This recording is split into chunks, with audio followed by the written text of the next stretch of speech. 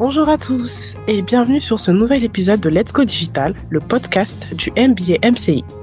Je m'appelle Gloria, étudiante de la promotion 2024 et dans cet épisode, je vais vous parler de mon sujet de thèse, l'impact du blocage des identifiants publicitaires sur le marketing automation. Avant de commencer, j'ai 2 questions à vous poser. Acceptez-vous de partager des informations personnelles pour créer de la valeur dans votre relation avec les marques?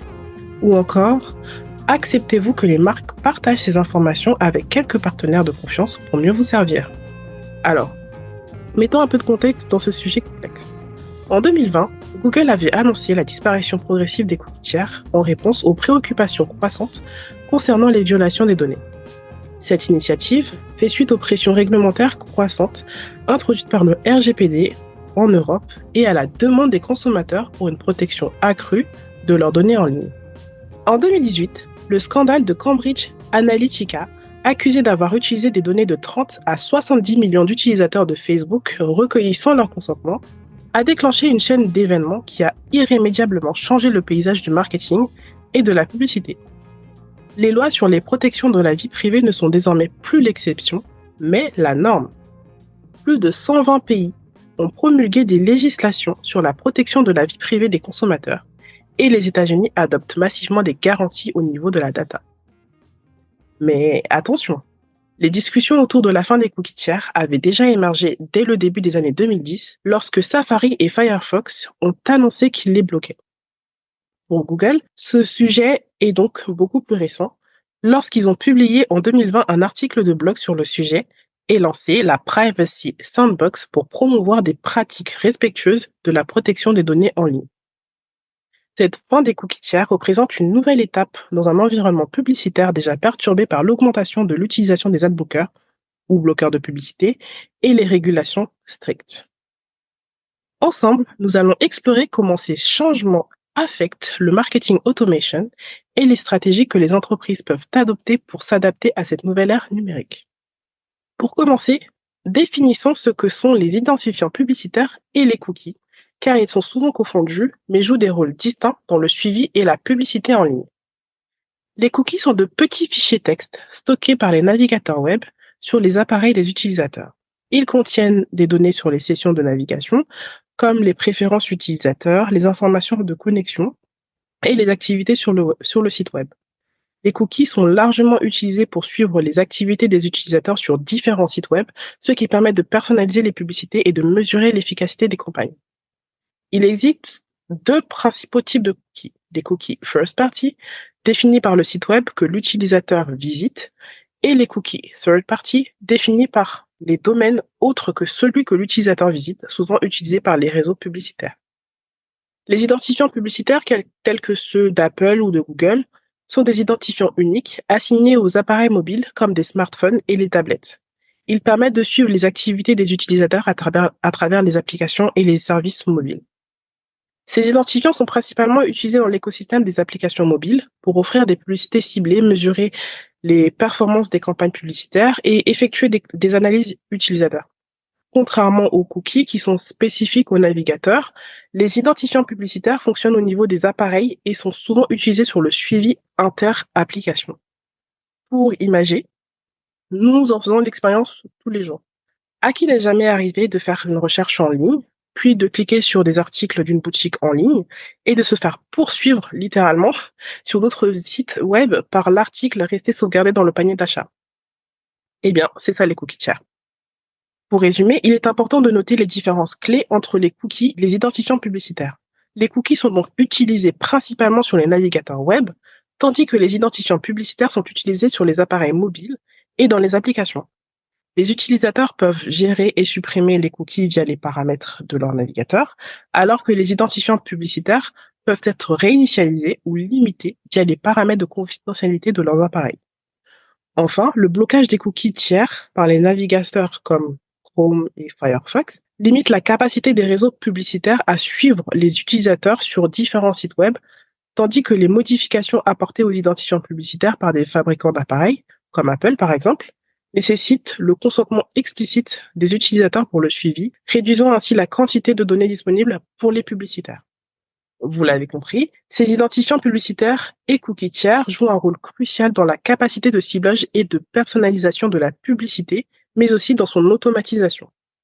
Pour rappel, le marketing automation, c'est une stratégie qui automatise les tâches marketing répétitives et analyse les données pour personnaliser les interactions avec les clients. Sans ces technologies, il devient plus difficile de suivre le comportement des utilisateurs, d'établir des préférences de consommation, puis de diffuser des publicités ciblées.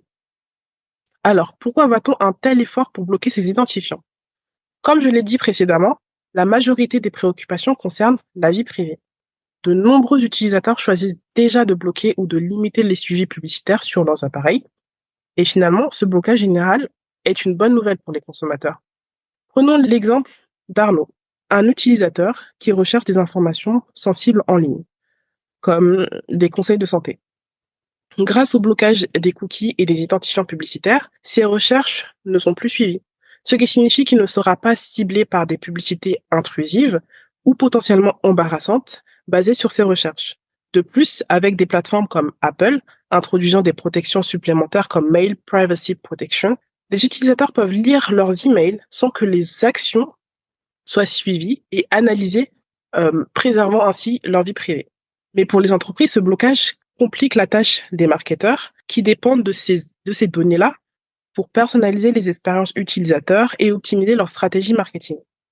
Moins de données signifie moins de précision dans le ciblage des publicités et une difficulté accrue à mesurer le retour sur investissement des campagnes marketing. Le principal défi est la perte des données précises sur les utilisateurs, ce qui rend la segmentation plus difficile. Les marketeurs doivent alors trouver des moyens alternatifs pour comprendre et cibler leurs audiences tout en respectant la vie privée des utilisateurs. Alors, comment les entreprises peuvent s'adapter à un environnement sans cookies tiers? J'ai sélectionné quelques alternatives et stratégies qui émergent. Premièrement, les techniques de marketing basées sur les données first party. Plutôt que d'acheter des données auprès des fournisseurs tiers, les entreprises devront les collecter directement auprès de leurs clients et visiteurs de leur site avec quelques techniques de marketing. Par exemple, avec un pixel, un fragment de code sur un site web pour enregistrer les données des visiteurs, comme ceux qui complètent un panier d'achat afin de construire des profils d'utilisateurs détaillés et des segments d'audience précis. Ou simplement intégrer un portail d'enregistrement avec un formulaire ou proposer une inscription à une newsletter. Il y a aussi les données d'analyse disponibles sur le tableau de bord d'un système de gestion de contenu, c'est-à-dire un CMS, mais aussi utiliser des formats publicitaires comme Facebook Leads Ads ou LinkedIn Leads Ads qui ouvrent un formulaire de contact directement sur les plateformes lorsque les utilisateurs cliquent sur une publicité. Ainsi, ils peuvent collecter de nouvelles données sans que l'internaute ne visite leur site. La deuxième alternative est la Privacy Sandbox de Google que j'ai abordée précédemment. Elle vise à créer un Internet plus privé tout en permettant aux éditeurs de continuer à générer des revenus publicitaires. Les cookies tiers seront remplacés par une interface open source où les annonceurs pourront obtenir des informations sur des groupes d'utilisateurs plutôt que des individus. Les données des utilisateurs seront anonymement agrégées et stockées sur Google Chrome, permettant ainsi le suivi des internautes, le ciblage publicitaire et l'attribution des conversions tout en limitant la fréquence des publicités pour un même utilisateur. Cependant, ce projet est encore en développement et sera mis en œuvre par des phases. Pour terminer, la dernière alternative est l'identité persistante ou ID partagé. Cette technologie repose sur un identifiant unique que chaque utilisateur crée volontairement sur une plateforme sécurisée, permettant de suivre l'utilisateur à travers le web et sur tous ses appareils, y compris ceux hors web comme les TV ou les enceintes connectées. Elle offre une connexion sécurisée unique pour les utilisateurs et permet aux annonceurs de construire un profil utilisateur complet et de le cibler au moment opportun. Toutefois, la mise en œuvre de cette technologie nécessite une coopération importante entre toutes les parties prenantes de la technologie publicitaire et n'est pas encore prête pour une utilisation à grande échelle. Il y a cependant des entreprises qui ont trouvé des moyens créatifs pour contourner ces défis. Un excellent exemple de l'utilisation de données first party est celui d'American Airlines. En tant que l'une des plus grandes compagnies aériennes du monde, avec près de 200 millions de passagers par an, American Airlines utilise l'email comme un levier de vente important. Elle cherche à augmenter ses revenus par client et à personnaliser davantage ses emails marketing. Ils ont donc mis en place des expériences interactives pour collecter les zéro party data, c'est-à-dire les informations fournies volontairement par les clients sur leurs préférences de voyage. Grâce à ces informations, chaque client a reçu un parcours email unique avec un contenu et des offres hautement personnalisées. American Airlines est passé de l'envoi d'emails en masse avec des offres uniformisées à des communications en temps réel, personnalisées selon les préférences individuelles des clients. Cette stratégie a entraîné des taux d'ouverture plus élevés, une augmentation des scores d'engagement et finalement une hausse significative des revenus par client. Un autre exemple de cas est celui de Criteo, le géant européen du commerce média. Leur approche de retail commerce média est pragmatique et bien maîtrisée. En gros, ils aident les marques à influencer les habitudes d'achat des consommateurs grâce à une visibilité accrue sur les lieux de vente en ligne. Cette méthode permet aux distributeurs de monétiser leurs emplacements et leurs données consommateurs tout en offrant une expérience d'achat plus valorisante pour les consommateurs. Criteo agit comme une plateforme entre les distributeurs et les marques, ainsi que leurs agences médias. Plus de 160 distributeurs sont référés sur la plateforme avec des partenaires tels que Target, Macy's et Asso. En France, 8 des 12 plus gros distributeurs utilisant le retail média collaborent avec Criteo, qui se spécialise maintenant dans des verticales non alimentaires comme les produits de cosmétologie ou de l'habillement. En conclusion, bien que le blocage des identifiants publicitaires pose des défis importants pour le marketing automation, il pousse également les entreprises à innover et à trouver de nouvelles méthodes pour atteindre leurs audiences. Les marketeurs doivent maintenant équilibrer leurs besoins en données avec le respect de la vie privée des consommateurs, ce qui, à long terme, peut renforcer la confiance et la fidélité de ses clients. En attendant, depuis son annonce en 2020, Google a commencé la disparition des cookies tiers dans seulement 1% de son environnement pour le moment et a encore reporté le reste à 2025.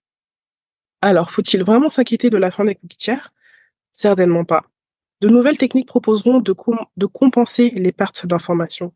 Les entreprises, elles, évolueront vers plus de transparence et de respect de la vie privée des internautes. Voilà, c'est tout pour moi aujourd'hui. Merci pour votre écoute. J'espère avoir été assez clair sur le sujet et à vous avoir permis de mieux comprendre les aspects essentiels de la fin des cookies tiers et surtout du blocage publicitaire. Je vous invite à réfléchir sur l'impact que peuvent avoir les publicités dans vos vies et comment cela vous affecte au quotidien. N'hésitez surtout pas à partager vos opinions et expériences avec nous sur nos réseaux sociaux. À bientôt!